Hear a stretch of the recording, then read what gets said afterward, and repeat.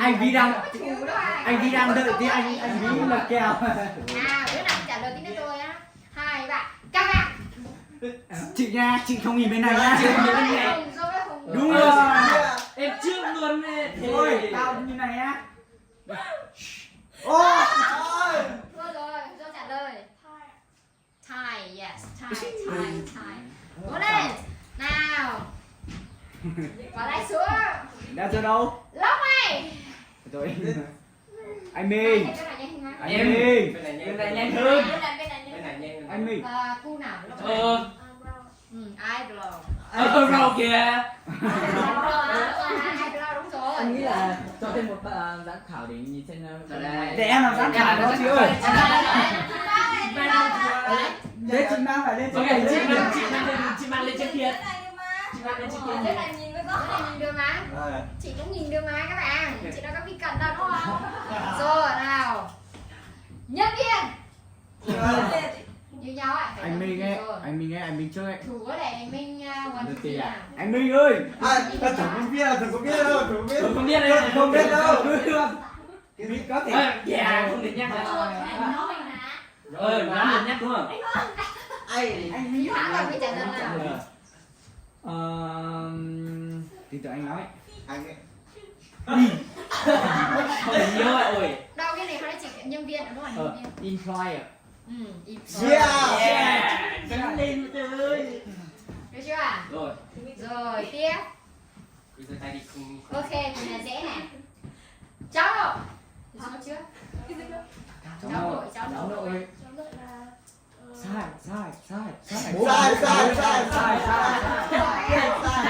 Tình cái đồ xấu gì? Bên này Nói chịu. đi. Nói đi. Là gì? Có thể giúp nhau. Grandchildren. Grandchildren. Được chưa? 4. Ê, này nãy nhau rồi nha. Còn điểm nhau, cố lên các bạn nào. Con chó bằng nhau. Nào, từ này dễ này. Biết không biết không, Từ giơ này tay dễ nào. này. Tôi bị ốm. Bên này trước rồi. Yes. I'm sick. Yes. Rồi, anh Minh. Rồi tiếp. Trên này thì bọn em có thua rồi. Quả. Việt Quốc. Anh Minh ấy. Anh Minh. Cha phụ trả lời. Gì anh? Bên kia bảo thì giúp nhau. Đấy, mấy bên kia bảo mà. Bên kia giúp. Bên kia bảo rồi. Bên kia giúp mà có thể không giúp được. Bên nào chứ? Blueberry. Đúng rồi chị. Anh nữa. Blueberry. Đúng cái bán. Blueberry. Đúng chưa? Sai nó như vậy đúng. Đấy thì mình vẫn biết là. Ok. Yes. Blueberry. Được chưa? Tiếp. Bên kia nói nhé. Thế mình cứ cho tạm biệt. Đánh được đấy. Các bạn đã xuống không? Đã chơi làm gì? Em thủ nhé. Nó sắm như này. Bọn em chưa nhìn này này. Thủ nhá. Chúng ta ca là chưa tính nha. Ok, nha. Chưa tính đâu nha. Được chưa? Ok. Hùng. Ok. Đại bàng. Bên này trước rồi. Em trước luôn. Mang bên này chứ mang nhỉ? Bên này chơi là chị. Lần lại thì chị mang sệt kia. Cù với lại Hùng và Thu Thủy vào đi. Ra đó nha. Phải. 1, 2, 3. 1, 2, 4. Rồi đại bàng. Thôi. Sai. Sai. Eagle. Get it?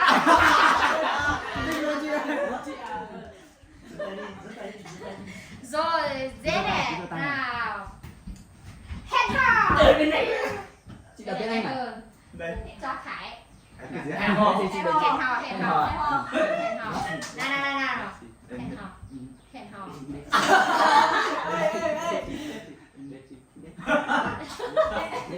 Chị mới cho các bạn giúp. Được, chị cho các bạn giúp. Nhưng mà bạn các ông phải đúng nha. Giúp là một lần rồi. Yeah. JT. Yes. Tiếp. Bên này nhanh lên nha. Đừng bỏ tay xuống. Bỏ tay xuống. Con đã chơi đâu? Đúng rồi, bỏ tay xuống nha. Bỏ xuống, để hết lên tay trên bàn tay chị nào. Hai tay trên bàn đây. Hai tay lên bàn, mấy ngồi đào hòa rồi.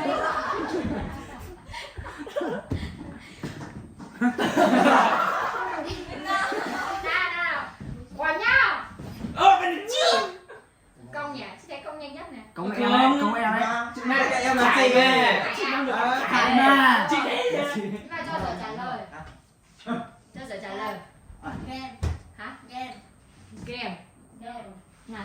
phải không? Quả nho. Anh nhớ nhiều quả quá. Quả nho là gì? Đọc lại. Chưa. Chị bảo Khải đọc mà. Chữ A đầu chúng ta làm chữ cái là gì? Ồ, anh đi vừa.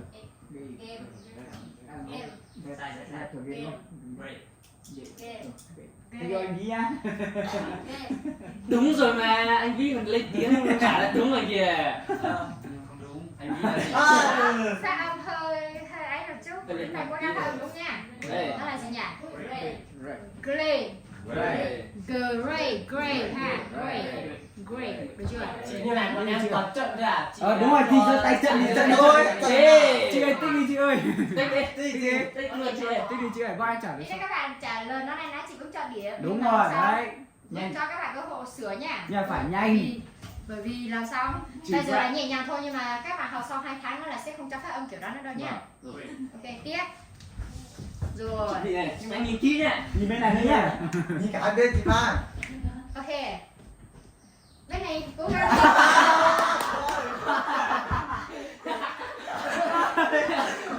Phản xạ. Em người ta gọi là phản xạ. Cố gắng. Rồi, kết thúc. Ôi giời, em chết luôn này. Đây chị ơi. Sửa nào. Đến đâu này? Xem Cái gì Kết đó? hôn. cái kẹo à Sơn. Kết hôn. Cái hộp. Mary. Mary. Yeah. Mary, được chưa? Yeah. Tích đi chị ơi. Chị sẽ có các bạn hỗ trợ trong nhóm. Đúng rồi. Đi. Đấy. Tiếp. Để tay trên bàn nào. Để tay Đây, trên vấn bàn. đề đây. Để tay trên bàn. Đấy. Ai để tay kia là ai bị loại nha. Bọc tay ra tí nữa. Ôi, em chết. Câu nào ly hôn là gì? đi thôi. Nào nào nhé. Bên Anh biết quên rồi. đếm nhỉ, đếm từ 10 giây. Bên rớt. Ly hôn là gì? Window. Windows cửa sổ. Sai. Cái này. Sai, cái này để trả lời. Yeah, chưa? Cho giờ nào. Yeah, chị Yeah. Window là Window là Quá phụ. quá phủ. Thank you anh kia nhá. Quá phủ nha. Từ từ. Chuẩn bị này. Rồi tiếp. Từ này dễ này.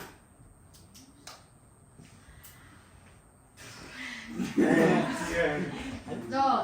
Rồi để tay xuống. Rồi để tay xuống này nha. À chị ơi. Anh chị ơi. Đây này. Yes. Yes. Này. Em nhìn bên này nhiều hơn không? Không, không phải đâu. Thế rồi. Thế thủ cũng nhanh mà. Bên này nhanh mà, nhưng mà thủ chân em của em. Em ơi thủ thì nào? Thủ có Thủ cái lẽ đến em. thủ có thủ. Ủa, à kéo. 1, 2, 3. 1, 2, 4. Yeah. Yes. Trả lời đi thế. Đây đi cái này. Chị vừa bảo chị bảo gì đấy? Không, còn đâu ấy. Ông là B. Yeah.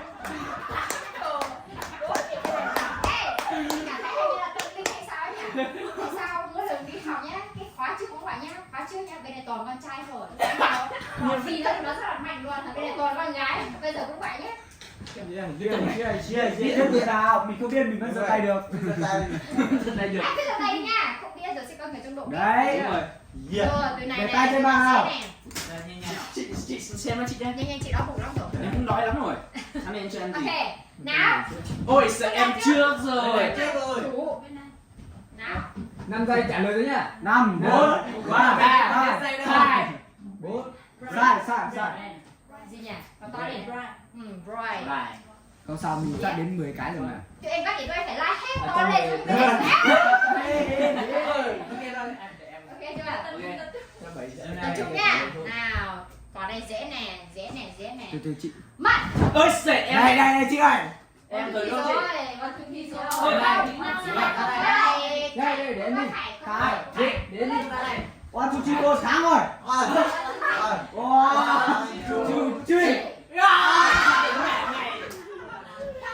Sorry. Làm.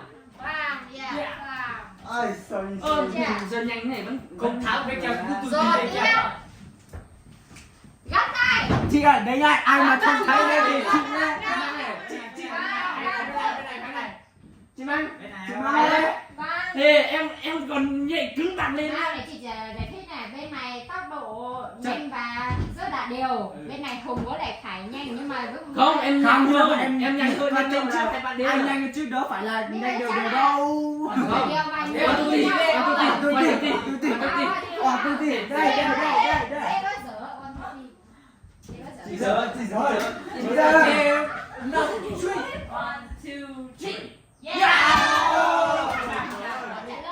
Nhiều một tí. Cái gì nhỉ? Hôm nay là nói gì nhỉ? Găng tay. Robes. Yes.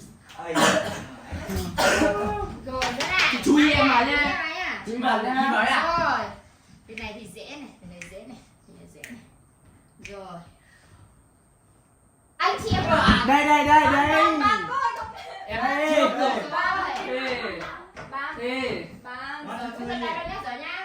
Giờ tình của các bạn chọn đồng điều hay Bằng đâu mà bằng. Chọn hết luôn. Rồi, one, two, three. Đây. Chúa bao giờ one, two, three nào? Chúa bao giờ? Chú. Chị ơi, em tin chị. Ê, chị. Chị cứ đánh bừa thoại rồi, không cần kỹ thuật gì hết. One, two, three.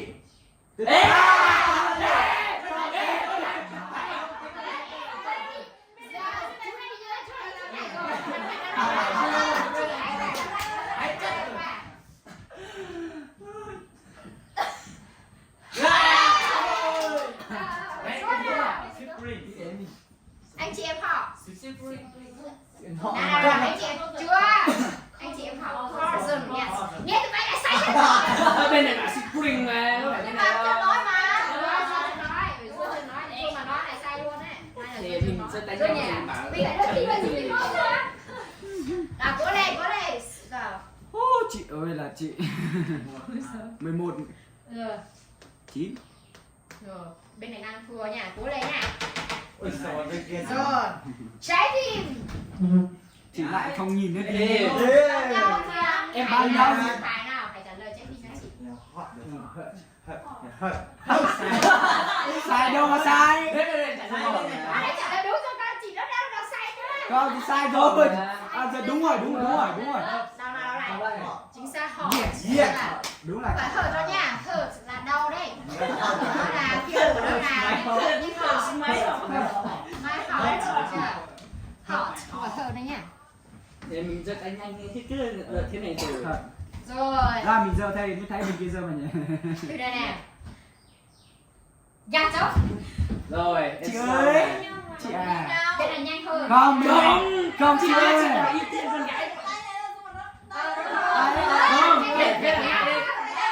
Không. Nào, bây giờ không được cái. Ôi. Bên này cái lên mà. Em nhìn chị mày đó, nhìn các bạn đâu đúng chưa? À tôi đi. Rồi. Dê nào. Booster, yeah. Chị nhìn Mình đang hát thế mà. Ê. Chị nhìn nha. Chị nhìn ký vào nha. Không có video nhá các bạn. Ui, Video được này. Được.